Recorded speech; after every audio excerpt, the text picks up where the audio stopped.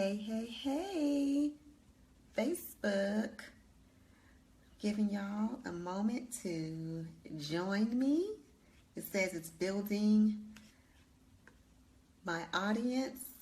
And while my audience is being built, I'm going to go ahead and share this to my group. So let me give it a second to do that. Do I have live? Great. We're going to go ahead and share in a group. What's my group? There we go. And bam. All right, y'all. It's been a week since I've been here, so I'm super excited to be back. One quick thing, as I know folks are hopping on here, something that you guys should know about me is that I've been doing this a while, both as a coach and also as a principal. And so one thing I know about myself is that when I'm on and I'm delivering content and I am really serving, I also need to take some time off to recuperate. So I had a powerful, jam-packed week of Get Real, Get Clear, and Get Intentional for 2017 that I did in my private group, and I want to take a week off before I jump back in for my next series, which is all about confidence. So I see some people are joining us. Hey, Alexia, good to see you. And I know some people are joining me from my group, Soul Tribe for Leaders, so I'm going to hop right in it. Just another quick personal thing is that I've decided I'm going to stop apologizing. Like when I jumped on here, I'm like, oh, I need to apologize that my lighting is bad. I need to apologize that, but forget it. We're just going to be real. Hi, everybody. Welcome. I am Aaliyah Mims, and I'm an educational leadership coach. And what that means is that I help educators, both teachers, administrators, and the like, level up in their business. So I help them to grow their careers, whether it's attaining that next level on a campus or in an educational network. I also help new leaders to be able to identify what their passions and purposes are so they can continue to serve others. And then the third thing that I help people with is how do they monetize their talents, both as educators, community leaders, small business owners. And so that's kind of the work that I do. And all of that's under the umbrella of being clear about your passion, your purpose, and also giving yourself permission to really level up in your position. So if you are new to me, welcome. I'm so excited to see you here. A quick little tidbit about myself before I jump into our content is that I'm a 17-year educator, and I've had a variety of roles from being a teacher to being a consultant to being an instructional coach, and now I've been fortunate enough to be a principal for the last 4 years in counting. And so what I do is not just what I do out of a passion and what I'm uniquely talented for, it's also what I do as a profession as well. So I like to think that I know a little bit of something about not only what does it take professionally to be a leader, but also all of the soul work that goes into being a leader. And I realize that becoming a leader is not just about having the skills or having the degree or having the resume. A lot of what leadership is truly a mindset issue, and it's mindset work, and it's also soul work. So that's what we're going to jump in today. So I see Alexia on. Thank you so much for joining. And I see that there's other people on. So if you're watching this live, go ahead and give me a shout out so I know that you're here. And if you're watching this on the replay, please chime in, because I definitely come back and comment and respond to your questions. So when I decided to do this series, the Confidence Code, this week, it really came out of a couple of different places. It came out of my own experiences being a leader and realizing that I was tasked to have this campus. Hey, Tina, good to see you here. I was tasked to have this campus, and obviously I got the job, and I had 500 students under me, and I had this staff, and I felt like, oh my God, are they sure that I'm the right person for this job, even though I've obviously been vetted? And I had the opportunity to speak with a friend of mine, my best friend, who has a new position, and hearing some of her, some of the things that she's going through. And then finally, I've been part of entrepreneur groups. And what's interesting throughout my experiences and also all of the people that I work with and people that I'm in contact with is that it's this common thread that Yes, they have these talents. Yes, they are showing up in these particular positions with titles, etc., but constantly feel like they're not good enough. Like, even though that people are telling them, oh, you're so talented, they don't feel good enough. Even though clearly they have the title, they don't feel good enough. And what I also know is that not feeling good enough causes us to sabotage in a variety of ways. So my quick story, and I'm going to go through what each of those are: the imposter syndrome, survivor's guilt, which is a very real thing, and then judgment. And so my story, like I share really briefly, is that, and I've shared this before, so if you guys have heard the story, you guys just bear with me, is that not only professionally did I feel really insecure about the role that I was playing as a principal when I first became a principal 4 years ago, but even as a first-time business owner a little over a year ago. When I officially had my LLC and I was really a business. No, it was about 2 years ago, excuse me. I realized I used to, feel not good enough. Like, nobody's going to pay me to coach them. They can Google all of this information. Who do I think I am? Why am I at this school? Why am I at this school that has all of these awards? And, the students are excellent and the families are excellent. Why am I tasked to be here, and am I going to be good enough? And what was interesting was that even though I had all of these people telling me that, that I'm the right person for the job, I didn't feel it, and it showed up in a variety of ways. It showed up with me wanting to stay in my office all of the time because I didn't know what I had to offer. It showed up with me having to micromanage the process because in a way I had to prove to myself that I knew the role. And so I was doing everybody else's job except for them doing their job. It showed up with me having high anxiety about things that truly didn't matter. Like, I remember my first year being a principal and feeling stressed out because my inbox wasn't down to zero, and worried that everybody and their mother was judging me. And so as a result of me thinking that I was being judged, I would, avoid people. And, hey, Jessica, good to see you here. And all of these things became self-fulfilling prophecies. The more that you avoid wanting to feel bad, the more you create conditions where, one, the lessons come up for you, and two, you create madness and busyness in your life so that more of that thing that you're trying to avoid shows up. So that's just a quick thing about me. So I'm going to go through really quickly about what each of those points are. What are imposter syndrome? What is survivor's guilt? How do you know you're judging yourself? And because my purpose of tonight is simply for you to identify where you are, and then as we go throughout the rest of the week, so I'll be here every night, and Thursday night will be the last night, I'm going to be giving you tools and strategies to be able to deal with what you're seeing. So first, I'm going to start off with imposter syndrome. Imposter syndrome is something that is strongly afflicts women more than men. Imposter syndrome afflicts women. I'm going to tell you guys about why. So imposter syndrome refers to the idea that you feel that you are not good enough, qualified, skilled, that you're not the best person for a job or for the role that you're in. And so as a result, you have this feeling that you're not good enough, and you're worried about being found out. Have you guys ever felt that way? Like, oh my God, when they find out that I really can't do X, Y, Z, or when they find out that I'm not as good as they think I am, or when they find out this thing about me, then I'm going to be fired, embarrassed, humiliated, let go, all of these different things. Has anybody besides me ever felt that way?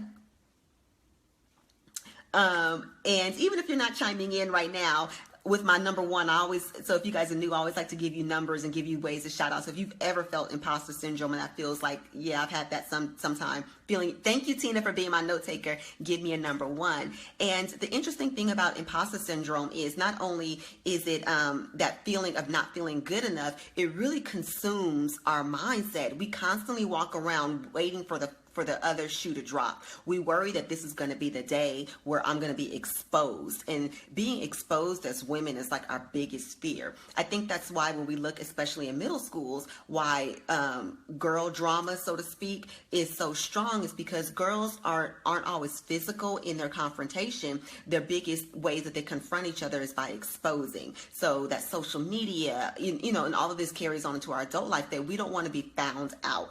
Found out as not whatever enough is, and that carries on to our lives as as adults. And what's interesting, and this is why I'm speaking to women in particular, because men don't always have that same sense of imposter syndrome. A lot of times men are quite confident in faking it till they make it. They're quite confident in having inflated senses of self. And women, we tend to downplay, even if, you're Ariana Huffington or you're Hillary Clinton. I'm just throwing out names. I'm not saying they have imposter syndrome. Even if you're these people with these great accolades, still people even in those positions still think that they're not good enough, even when that doesn't quite match their receipts. And so when I say matching the receipts, even when you have evidence of saying, obviously you're good enough, you have the degree, or you've had these accomplishments, or you've had these things, you have people that love you, you have people that surround you, you're serving and you're doing, you still feel not good enough, and it ends up becoming, we end up self-sabotaging. So that's one, that's one kind of category of the things that work against our confidence, is that imposter syndrome. And then I'm going to give you a quick homework assignment for that right now. If you feel like you are an imposter, this is one thing that I definitely challenge my clients to do, and I challenge you to do as well. I want you to literally write down what are the things that you have accomplished. And when I say accomplishments, I want to be very careful that we're not limiting accomplishments just to education or just to money. I want you to think about what are the ways that you have served others in your talents. What are the ways that you've served others in your love? So an accomplishment can simply be the fact that, against all odds, you've done X, Y, Z. That's what I want you to fill in that blank for, that first number, that number one. And that's going to look very different for every single person. For some people, against all odds, I survived when I grew up in this, this impoverished background. For some other people, against all odds, I have gone to pursue this career when my family said that I should be X, Y, Z. Some people might say, against all odds, I ended up in this community when my life script and my life trajectory was going this way. So for the first thing I want you to do is to really create your own receipts, create your own list of what are the things that you have done against all odds. And I would venture to say that when you start to really push yourself to do that assignment, you will see that, damn, I kind of am badass, even if I don't give myself credit for it. I have done a lot. I am a lot to a lot of people. These are the people that care about me. These are the ways that I show up, and it's not this small thing. And what I want you to do when you make that list is not to say, yeah, but so-and-so has that too. We're going to get to that in point number 3 when we talk about judgment. So regardless of who you compare yourself to, against all odds, I have, and then I want you guys to complete that statement. So that's imposter syndrome. And that's the number one way that we have confidence issues. The second thing is one that is near and dear to my heart: survivor's guilt. So survivor's guilt refers to that idea that for some of us who have made it out of whatever the circumstances are that we grew up with, we feel really, really guilty. And as a result of feeling guilty, we have fake humility. And what I mean by fake humility is that we don't want to brag on ourselves because we don't want people to think that we're all that. So let me tell you about my survivor's guilt. For those of you guys that are new to me or you're watching this on a replay, I've shared before that I was lucky enough to grow up in a low-income community, and I was lucky enough to have parents that had chemical addiction issues in the 80s. I'm a 70s baby, and I grew up in the 80s in California during the crack epidemic. So if you've seen Boys in the Hood, if you've seen Straight Outta Compton, if you've seen Dangerous Minds, you've seen my story. And it was challenging for all kinds of reasons. Obviously, having parents who are drug addicted is never easy, and they have to make a lot of difficult decisions, both because of their finances and also because of just their own mindset issues. And as a result, there are many, many times where utilities were cut off. Either water was cut off or electricity was cut off. And I remember one time in particular when both were cut off. And at the same time, I went to private schools growing up. So I had this very odd upbringing where I definitely was living, a very challenging home life, but at the same time I had this excellent education thanks to financial aid and thanks to a very supportive external, beyond my immediate family, my aunts and uncles and grandparents and all of those folks were in my community as well. So I was supported even if I didn't have everything that I needed, or even though I was dealing with all of this other angst growing up. And so, long story short, went on to Ivy League university for undergrad, continued for grad school, had excellent jobs, et cetera, et cetera, et cetera, had all of these accomplishments and rewards. And I used to feel really guilty about it. I felt guilty because who did I think I was that I was able to, have discretionary income where other people, including my siblings, were struggling financially? Who did I think I was that I was going to Egypt and going on these trips where people back at home were literally trying to survive, not even paycheck to paycheck, but sometimes day to day? Who did I think I was that I had this title and these letters after my name when other people that I grew up with were, still having those pipe dreams about one day I want to finish college?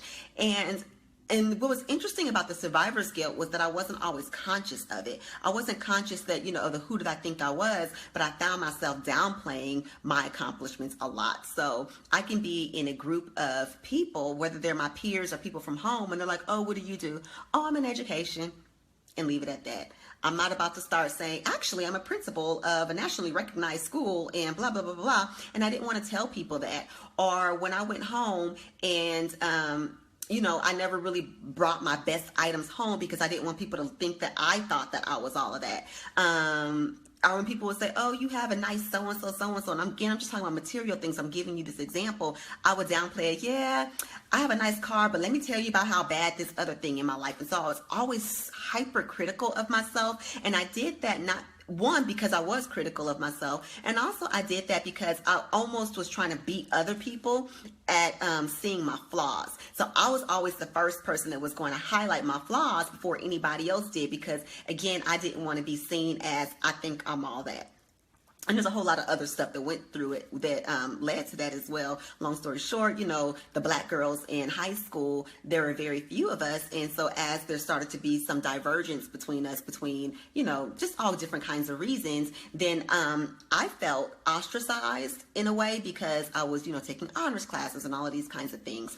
And so that survivor's guilt was really, really strong. I mean, I felt really guilty. And I remember when I first became a teacher and had made it, so to speak, I'm buying gifts for my brothers and sisters because I thought that they needed XYZ because I wanted to make up somehow for the fact that I had something that they didn't have. And so the weird thing about survivor's guilt is that not only it sabotages us in a couple of ways. It sabotages us because we start to create this reel in our minds, a movie reel. Oh, y'all, I'm showing my age because people nowadays don't know about what movie reels are, huh?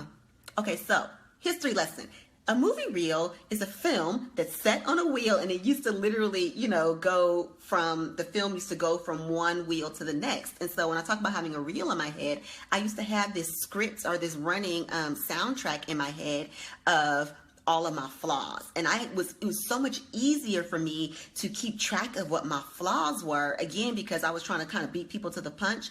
But what ended up happening is if you keep this loop in your mind of all of the ways that you're not good enough or you don't deserve or you're going to be found out, what you end up doing is reinforcing those beliefs in your head. And I truly believe that we become exactly what we think. And so if you're constantly thinking of these negative things, then you start to acclimate to becoming those negative things. Also, having survivor's guilt keeps you really limited and not experiencing the fullness of life because you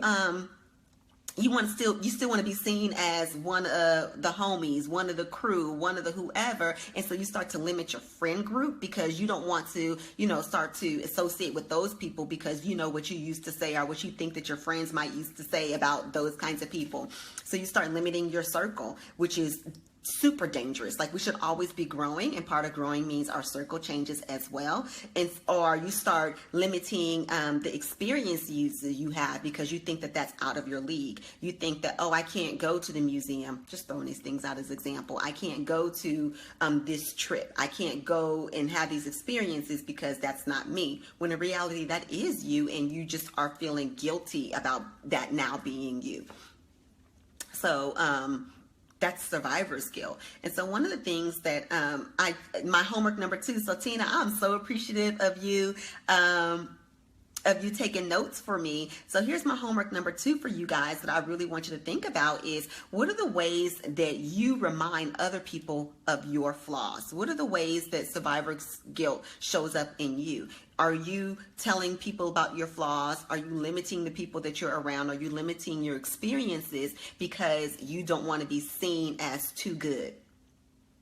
And has anybody else ever dealt with survivor's guilt? So if that's you, if you've dealt with survivor's guilt, are you realizing as you're listening, like, dang, that might be me? I want you just to do some introspection as you're taking some notes. I want you to take a star and think, wow, survivor's guilt, what is really what's going on that's keeping me limited?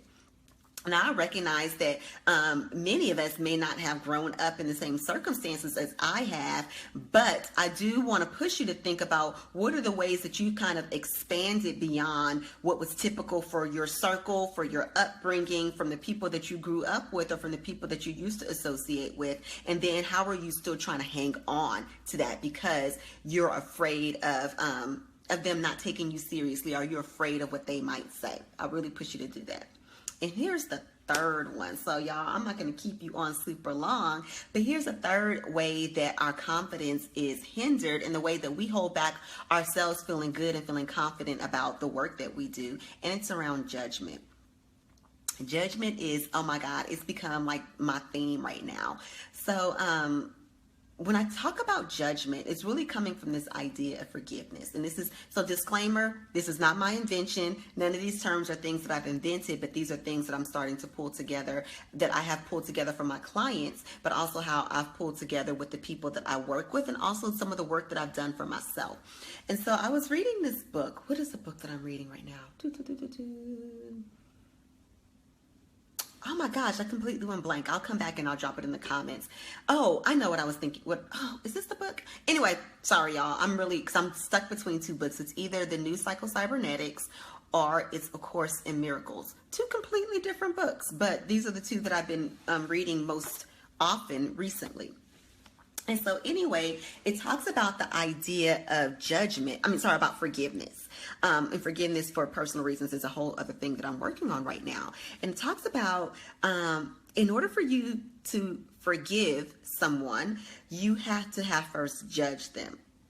And when you judge, it's because you are equating who a person is with their behavior. So those are the 3 parts of forgiveness. In order to forgive, you had to have first judged, and what you're judging is how behavior is equated to who the person is.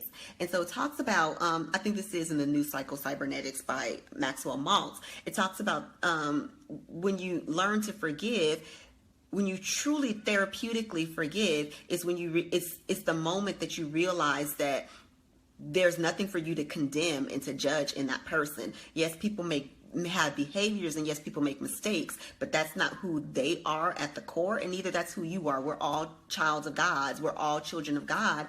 And so that means that we're flawed, and we're beautiful, and we're perfect, and we're all of those things. And yes, we have behaviors, but we can move beyond our behaviors. And when you start to separate the people from the behaviors, then you can learn to forgive, because you no longer condemn them for just who they are in that moment, or where they are on that growth, on their own journey. So what this has to do with confidence is, I think a lot of times we end up judging ourselves. We judge ourselves so harshly, and we judge ourselves actually, harsher than other people. We judge ourselves way harsher than we might judge sometimes even our worst enemy. And we judge ourselves more harshly than other people judge us. We condemn ourselves. We look at all of our past choices. We look at our behaviors. We look at our past decisions, and we have all this condemnation in our heart for, why did we do that? Why did I choose to be in a relationship with that person? Why did I choose to spend my money that way? Why did I choose to go here instead of there? Why did I choose to do all of these things? And we beat up ourselves, and we berate ourselves so harshly for the choices and behaviors that we've had. So here's my thing I need to tell y'all. Those choices and those behaviors are precisely what you needed at that time in order to be in the place that you are now on your journey. It is not in vain. It is not for naught. And it's not because you are a horrible, evil person. It's simply that you are a human being and you needed to go through those experiences to learn particular lessons. You needed to go through those experiences either to make a new decision today, or you needed to go through those experiences in order to learn something new about yourself. You needed to go through those experiences so you can have a testimony for somebody else. You needed to go through those experiences so you can have somebody else come into your life. There's so many reasons why we go through different experiences, and none of them are because you are an inherently bad person. It just means that you are a human being on a human journey, and even venture to say you are a soul having a human journey. And so I talked about this back in my last series about, looking at our choices and behaviors non-emotionally, not coming from a place of judgment, but just saying, oh, this is what I did, this is what worked, this is what didn't work, and always giving yourself permission to make adjustments and permission to learn and grow. And the more that you give yourself permission to learn and see those things as just trials and error and tests and prototypes, then the less we judge ourselves. And the less that we judge ourselves, the less that we have to forgive ourselves. And so what I really want us to be thoughtful right now is as we're going through our confidence journey is to ask myself, am I not confident because I'm judging a past mistake? Am I not confident because I'm judging myself for a past behavior? Am I not judging myself because am I not forgiving myself and moving forward and feeling confident because I'm judging that I'm supposed to be here instead of there, instead of realizing that where you are right now is perfectly positioned, is perfectly aligned, and it serves a purpose for who you are going to be, and it serves a purpose for who you are now. So that was just a mouthful. So that third homework is ask yourself, how are you condemning your choices? What purpose is that truly serving? What are other ways that we can look at the choices that we've made in a non-emotional way? How can we see our past choices as separate from who we are in our souls? And how can we see our past choices as tests, as trial and error, as prototypes, as practice, as necessary work to be to where we are now? So today, just to do a quick recap, in order for you to be really clear about hey Tony, thank you for joining. You come in just in time for my recap. So in order for you to truly develop confidence, and when I say confidence, I'm talking about that soulful knowing that who you are and what you contribute to the world, one, is divinely inspired. It's perfect because you already are perfect, and that and having that confidence that you are chosen to do your work in this place and time, and that work has to come through you. So that's what confidence is. And a lot of times the things that block us from that confidence are those three things I just told you guys. One is having that imposter syndrome. Two, it's having that survivor's guilt of who do I think I am?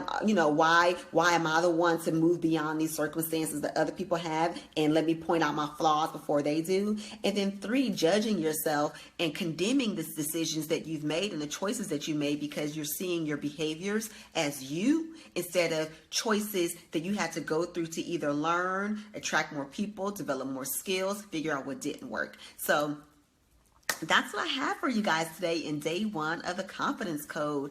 Let's get real about what's holding us back. So before I hop off, two things. Did anybody get anything out of this tonight? I see I have a few viewers on. I see people are coming in and out. Has this been helpful for anybody tonight? And I would love to hear from you guys if this has been helpful. And I know I'm on a slight delay, so I'm filling up the dead space, which is me talking. And even if you don't want to share in particular that this has been helpful, Tony gave me the hands up, yes. If this has been helpful for you too. If this has been helpful for anybody else and you don't want to comment exactly, give me a number 3. Tell me that this is hitting the nail on the head for you and that you had an aha or oh, Tony, I got it on the head. And this is a short one today. I didn't keep y'all here for an hour. Give me a number 3 if this has been helpful for you and you've had an aha or you realize, dang, I didn't realize that this is really what's going on in my energy about why I'm not as confident as who I'm going to be. So watch the recap. I will be here all week until Thursday, 7:30. And before I hop off, questions. Do you guys have any questions for me?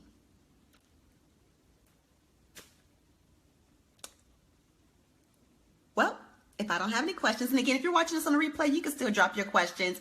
My special treat for you guys this week is that I will be putting a lot of processing questions, things to help you guys along this confidence journey in my private group. That's Aaliyah Mims Soul Tribe. So I think Tina, Tony, Valexia, you guys are already in there. And if you're not, please feel free to go join that group so you can get the extra homework that I'm giving you guys to continue to flesh out this confidence code. And I look forward to seeing you guys back here tomorrow night, 7:30. Love you guys.